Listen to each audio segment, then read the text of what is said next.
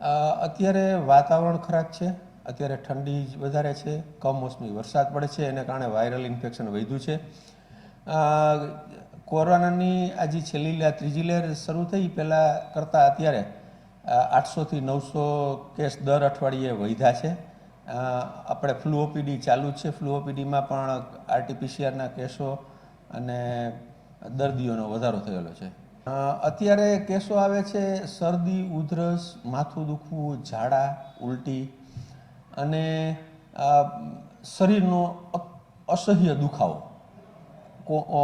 કોરોનાનું આ એક લક્ષણ પણ છે કે જે શરીરનો અસહ્ય દુખાવો થાય, જેને બીજા કોઈ પણ લક્ષણો હોતા નથી, તેનો પણ કોરોના પોઝિટિવ આવી શકે છે.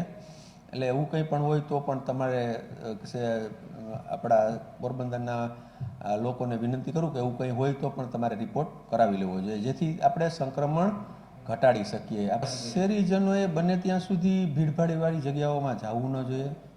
લગ્ન પ્રસંગોમાં જાય કે જવું જ પડે એમ હોય અને જાય તો ત્યાં સોશિયલ ડિસ્ટન્સિંગનું પાલન કરવું જોઈએ, માસ્ક પહેરવા જોઈએ, સેનિટાઈઝર પોતાની સાથે જ રાખવું જોઈએ, સતત સેનિટાઈઝ કરવા જોઈએ હાથ, જેથી આ સંક્રમણથી બચી શકાય.